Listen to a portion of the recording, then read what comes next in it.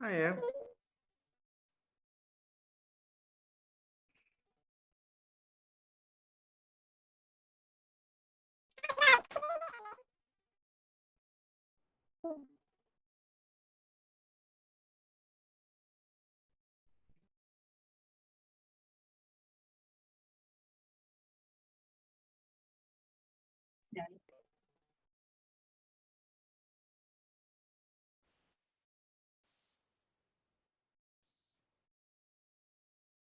Hi, Tommy.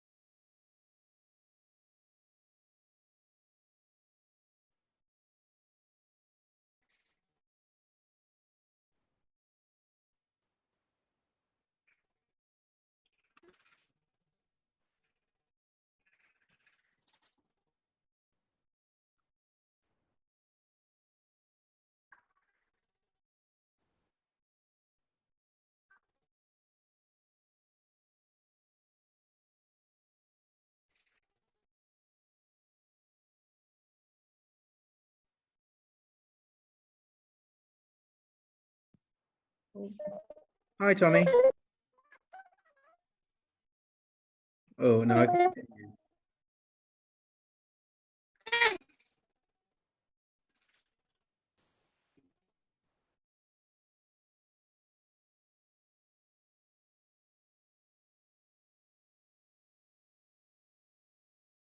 Yeah, I think you've gone on to mute now.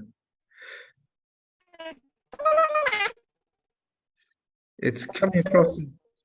There's like a high-pitched noise, I think. So I don't know if it's your mic plugged in properly.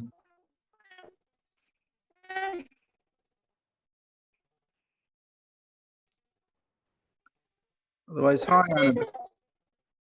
And I've got Stokes here as well.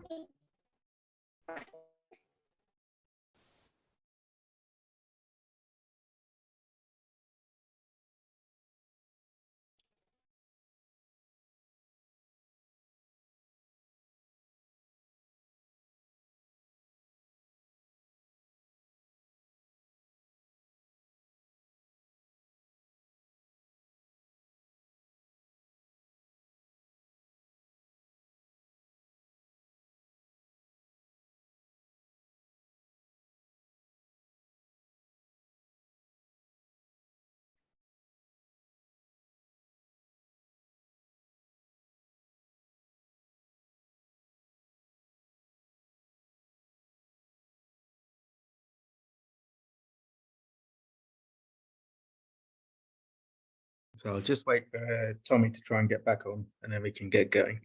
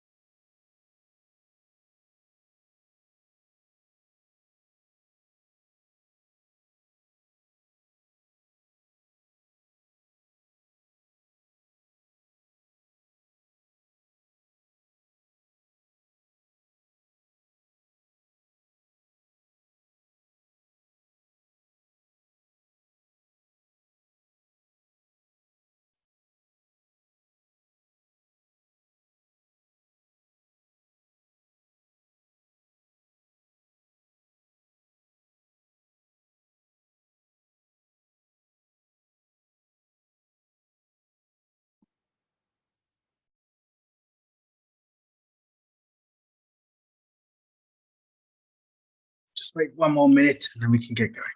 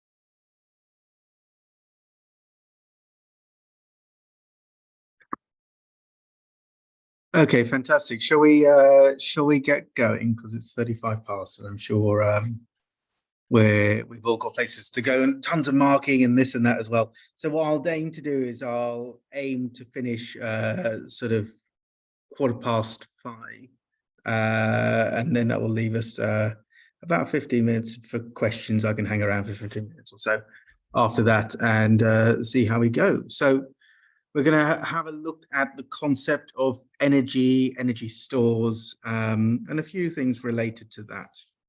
So if I introduce myself, my name is Raj Joshi. I'm a physics teacher at Dulwich College. I'm also the chair of the ASE for the London region, and I do some bits and pieces for our Dulwich outreach and STEM learning.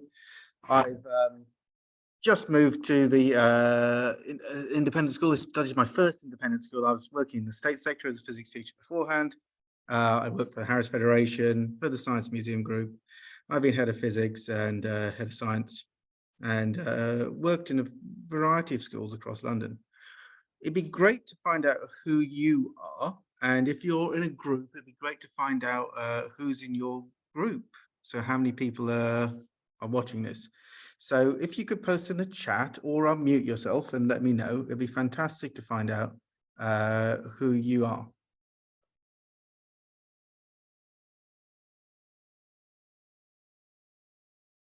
And where you're based. So if it's just you, are you watching as a group? It'd be great to either unmute yourself or post in the chat, and also where you're based as well. Yeah. There's 4 of us in the room. Oh, fantastic. We're based in Bedford. Sorry, I would have answered sooner, but I just put a biscuit in my mouth when you asked. I think it's that time of the day, isn't it? Yeah. I was going to watch it. Yeah, and we got another member staff who's going to hopefully watch it on a different day if we're able to get the recording for this as well. Oh, great. Yeah, we'll have to work out somewhere. I'm saving the recording, so maybe we can put it on a Dropbox or a Google Drive or something like that and send the link across. Yeah, that'd be brilliant if we could do that. Oh, fantastic. And hi, Annabelle. Oh, is Annabelle the other person you were talking to? No, not Oh. not from a different school, I believe. Annabelle, where are you based?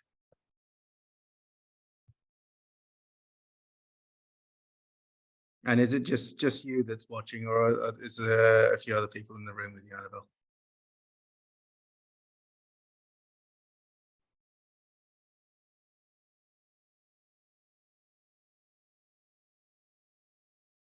Ah, Castle Newman. No problem. Well, we can see how you're doing on the chat, and feel free to post something or interrupt me on the chat as well. And then yeah, the 5 of you guys, if you want to interrupt or say anything, you know, it's a nice small group, so go for it. And let's try and make this a kind of two-way experience. I'm sure we're all used to doing things through Zoom and things like that these days. If we were face to face, it would be great if I could partake in some of those biscuits and things like that you guys are enjoying. What we might even do is we might have asked Tommy and Physics Partners if they could be so kind as to give us a few quid, and we could see what we could go and get. So let's imagine that Physics Partners gave us a £5 note. We could go out and we could go and buy some refreshments for this CPD. And we could buy all sorts of things. We could buy some biscuits, we could buy some crisps or something like that. But we're probably more likely to be able to afford that box of biscuits than that sumptuous feast on the top right-hand corner. And the way that we know that is we know that if we've only got £5, we can do certain things, we can buy certain things, but it's not quite enough money to buy some other things. So it's not quite enough money to buy that whole roast dinner. And when we talk about energy, we can try and imagine it in the kind of same way that we can say to our students, okay, if I'm going to give you £5 and you need to buy the class some treats, what can you buy? And maybe they might get quite excited and we're going to buy this, we're going to buy that, and so on and so forth.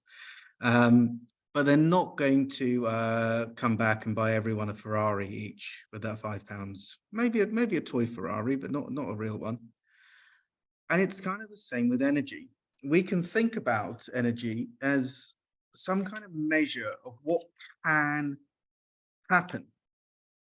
So if we've got 5 joules rather than £5, we can say, okay, we can lift something to a certain height, or we can make it go to a certain speed, or something like that.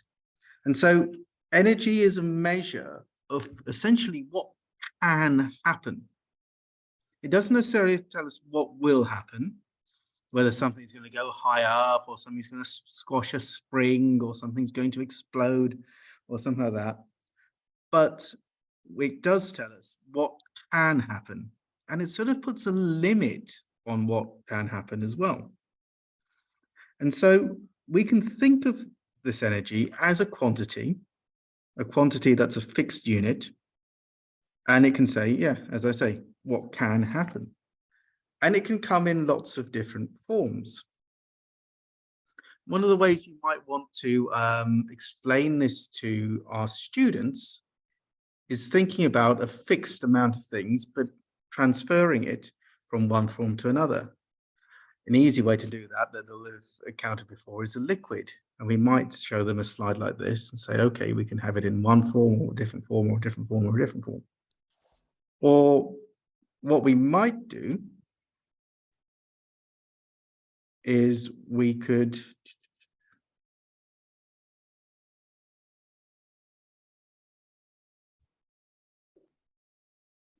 might actually have a bit of liquid here, and we might say, okay, right, I can have it in this form here, my lovely cup of coffee, and I might want to pour it into another form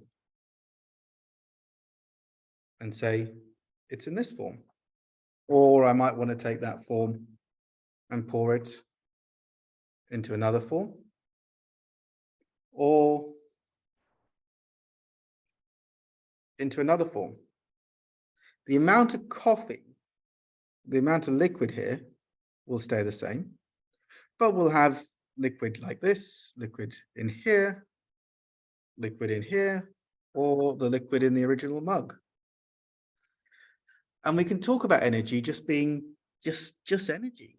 We don't say, oh, this is mug coffee, and this is glass coffee, and this is whatever that is. I think this is something I nicked from our lunch queue here. We can just talk about a certain amount of mils of coffee. And in the same way, we can talk about energy taking one form or the other form, but at the end of the day, it's just energy. And we can talk about energy being transferred from one store to another store.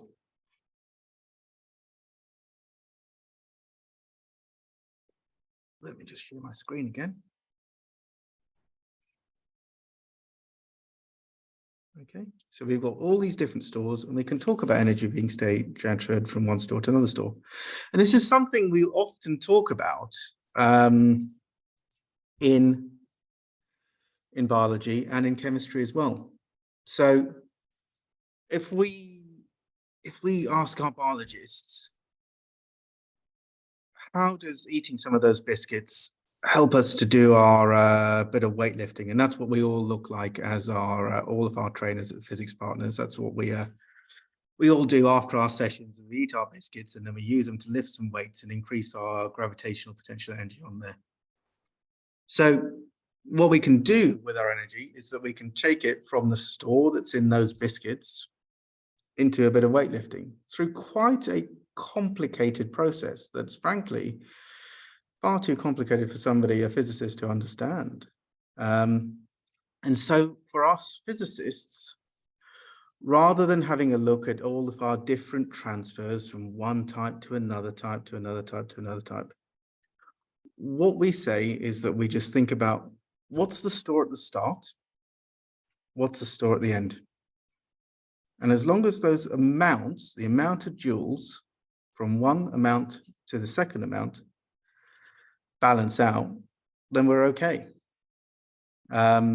We don't need to necessarily talk about this complicated cycle that we'll go through from eating a biscuit to lifting a weight on that way. We can just say we've got a certain amount of chemical potential energy here, or a chemical store, and we can lift our weight and put it in, give it a gravitational store. Okay, so we're talking about our amount of energy. One thing that you might want to do with our students is to mime taking a snapshot. So you might want to have your imaginary camera and say, okay, what's our snapshot just before we eat that biscuit? Click. And then we can do all sorts. We can digest that biscuit, we can metabolize it, and so on and so forth. And then we can lift our weight up and we can say, okay, what's that snapshot now?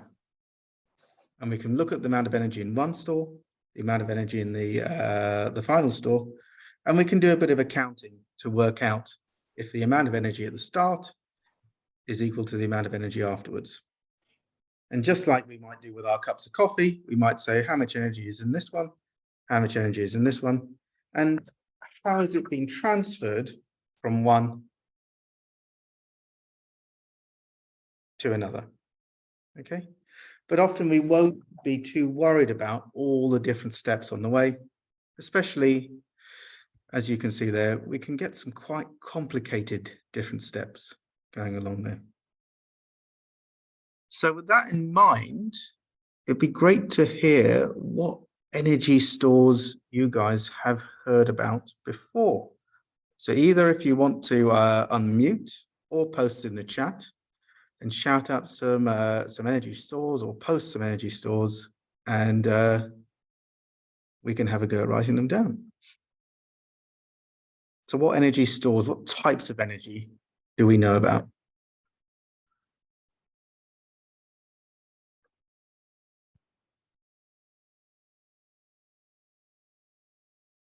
Okay, so we've got one here, we've got kinetic.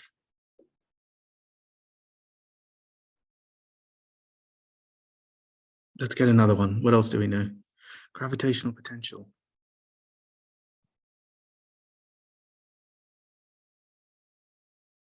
Any of the others? Some other types of energy. Chemical energy. Oh, gosh.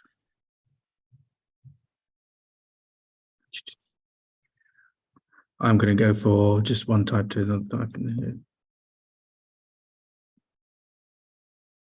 What else have we got? Elastic potential.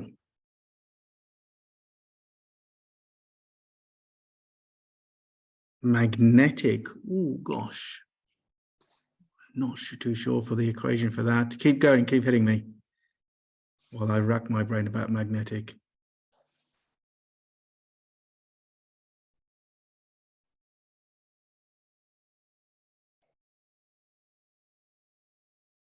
Electrostatic. Nuclear is a good one. I like nuclear. I'm sure we've seen nuclear before. We can think about electrostatic being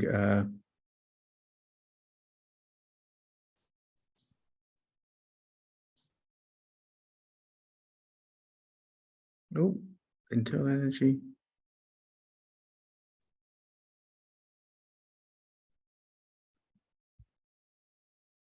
Any more for any more?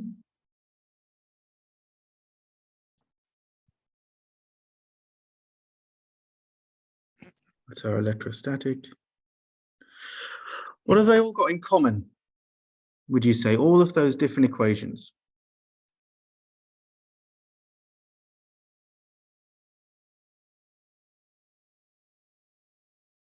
What have they got all in common?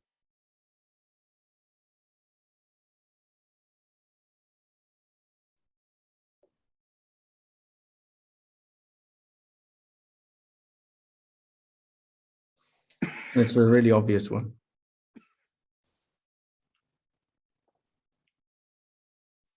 Energy, yeah, they're all just starting with E equals.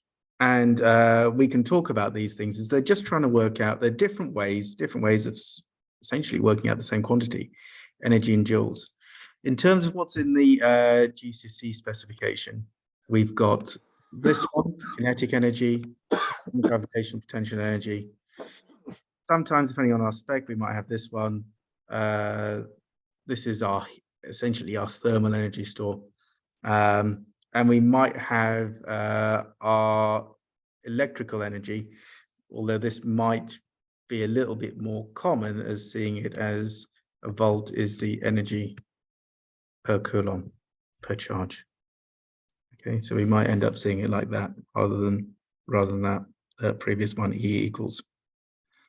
Okay, so we'll have all these different types of energy, all these different stores, and we can give our students equations for them. I don't know about you guys, but we're still waiting for our final bit of clarity from our exam board as to how detailed our formula sheet's going to be, if it's going to look like last year or if it's going to look like a few years ago. So we're still waiting. It's looking like it might hopefully be a bit more detailed than it has been as of late. But we can talk about different energy stores here. And this is the kind of sheet you might want to give your students. You might want to talk about these different energy stores and show them some images like this and get them to match up the energy store with the object and have a think about why. So I'll let you do that. Let you have a look about that. Let you have a bit of a debate about how do we identify those energy stores.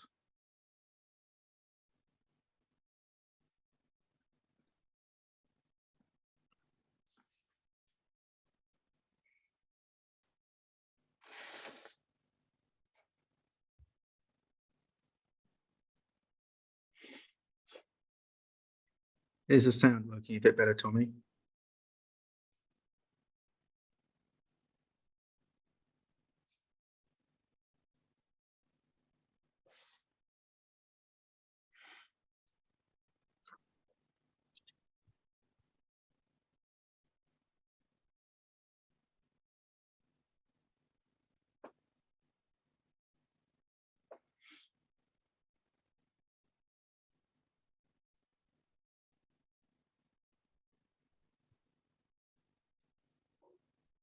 Okay. Shall we have a look? Shall we see how what you got? So we've got a car, which is a kinetic store because it's moving. A burger is a chemical store because it's got chemicals that can react. A book up on the shelf is a gravitational store because it's high up. A balloon will be an elastic store because it can be squashed and spring back. A magnet can be an electromagnetic store because it'll spring apart. And then an iron will be a heat store because it's comparatively it's warmer than the cold things around. So when we're talking about energy stores, it can be worthwhile spending a lesson or so, really looking at that precision of language. Sometimes students can find it, these kind of language quite kind of clunky and maybe a little bit cumbersome. And so what you can do maybe in the early stages is put them into groups and get them to talk about it and get them used to using this terminology. So it can certainly be worth spending some time either in pairs or in groups, getting them to do it. I know some teachers are very keen on getting the students to say things out loud. And they will have a classroom in which they'll say, okay, I want you all to be saying a car is a kinetic store and actually saying those words. And it can be useful in terms of talking about the terminology and the linguistics of it. So you might want to say a kinetic store and you might just want to say, where have you heard that word kinetic with a K? before, and they might want to talk about, I don't know, maybe their Xbox Kinect, which looks at movement or something like that, or they may have seen something else that's kinetic. And it may be worth spending a bit of time getting them to actually rehearse and use those words out loud before we start to apply them to exam questions. Okay. So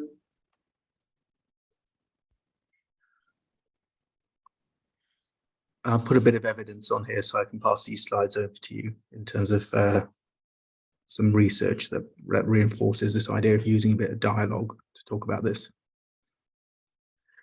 So we're looking about these energy stores, and we're looking about transferring one type of energy to another type of energy store. Okay, so we're saying E equals a certain equation, E equals a different equation. We've got different amounts of energy calculated in joules. And we can start to think about the idea of moving energy from one store to another store. Again, it may be worth using your analogy and getting your different shaped containers out and starting to talk about transferring from one store to another store. Do we need to use electromagnetic stores rather than magnetic? So we are with Edexcel, and Edexcel will accept a magnetic store. Essentially, an electromagnetic store is an electric store or a magnetic store cut together. And so, you know, I would imagine that mark schemes would be tolerant of the idea of a magnetic store or an electric field store. And so you could either use one or the other. And I would say it's correct physics to talk about a magnetic store and an electric store, or say that both of them could be used under the catch-all of an electromagnetic store. Is that okay? Does that answer your question? So magnetic and electric are two separate stores, but they all come within the same electromagnetic store. Okay, so we can have a think about transferring from one store to a different store. And we can talk about energy transfers. Here's another example of some things, essentially some things happening. Hitting a ball, boiling water, lighting a bulb for a minute, putting a book on the shelf, or lifting a weight with a seesaw. And remember, what we're trying to do is we're imagining what our energy store is in one snapshot, what our energy store is in another snapshot, and how it's going from one to another.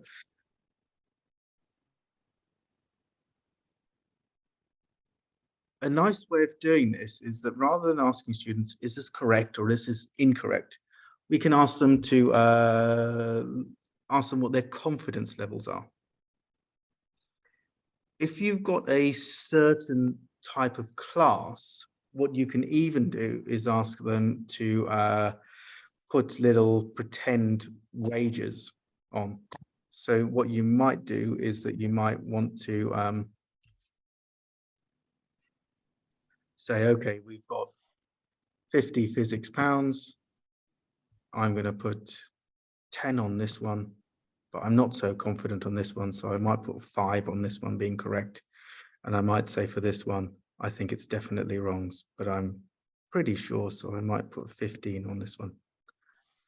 And so on and so forth. Have a look at those examples and see which ones you think are correct and which are not. And what would your students say as well?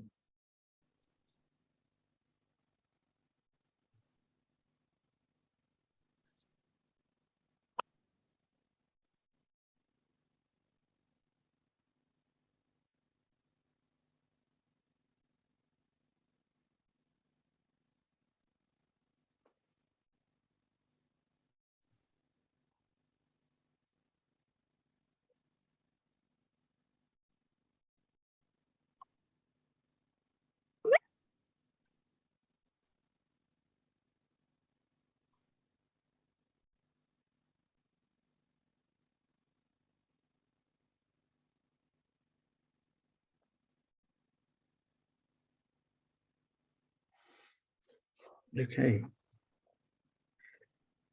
Let's have a look at these things. So with our first one, I'm pretty happy with that first one. We're talking about energy moving between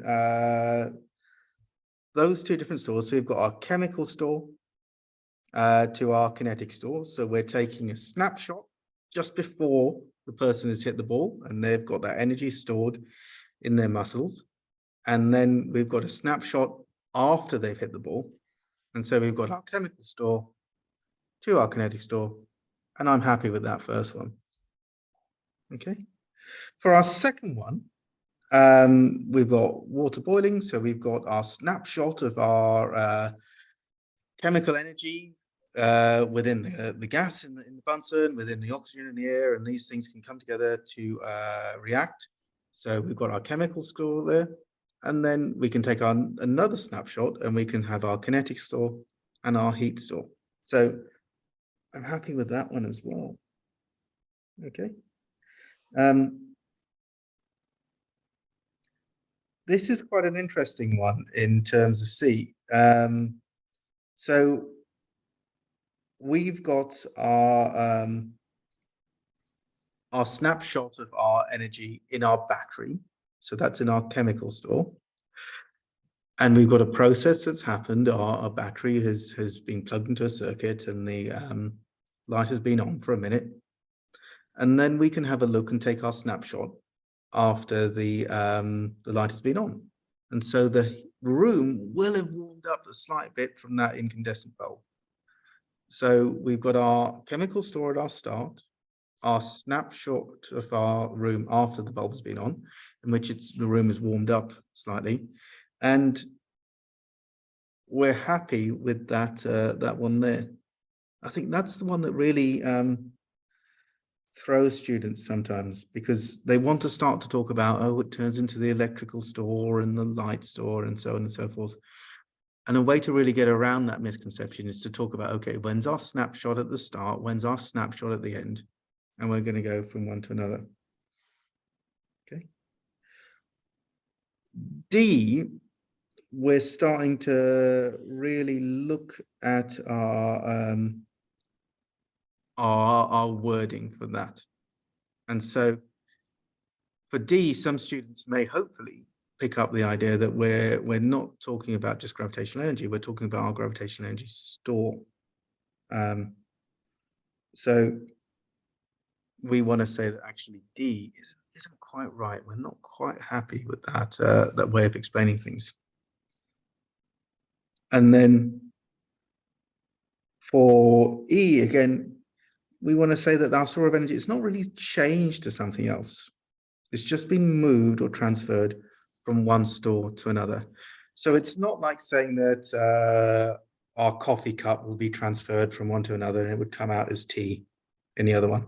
We've still got our energy from one to another, and it's just being transferred from one store to another, rather than students using this term changed. So it'd be fantastic if they can pick up on the difference between those things here. Again, I've popped the slides over here, and we've got a little bit of research and then specific wording that you might want to use in the classroom in order to give you that confidence to go through this with our students.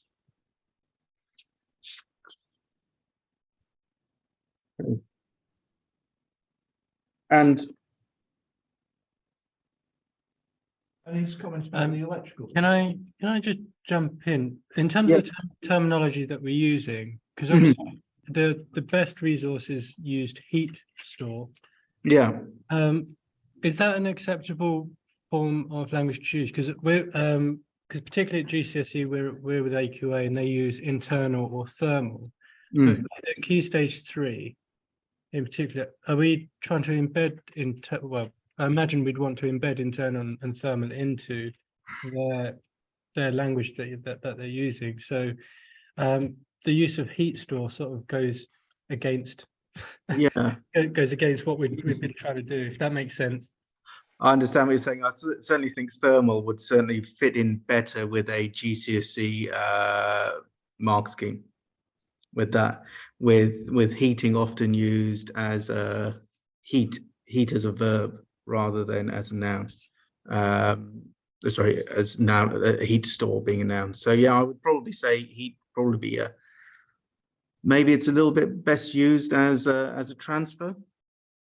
And thermal be better used as a description of a store.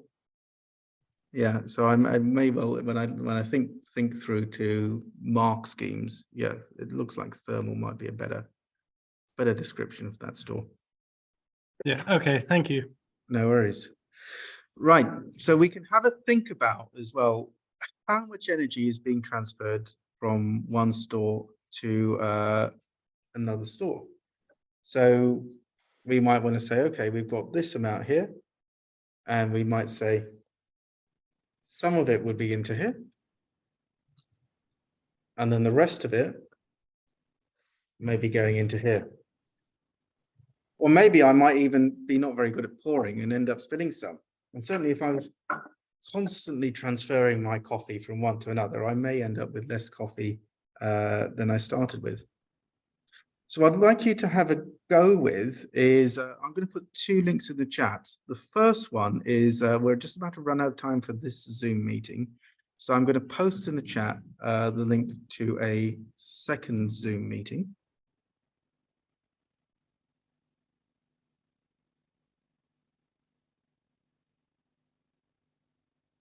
And then the other thing I'll do is I will post in the chat the link to a PhET simulation.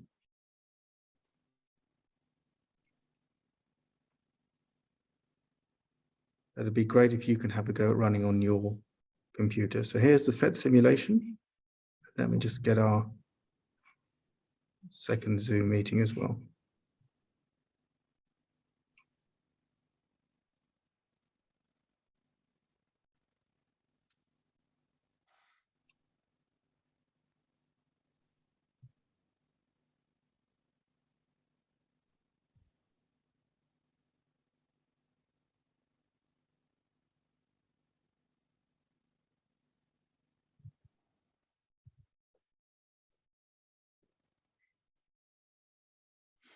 Fantastic. So it'd be great if you can copy that second Zoom meeting onto a Word document or something like that. And then I'll see you on the other side in that second Zoom meeting. And if you can have a play around with that simulation as well. And I'll see you on the other side.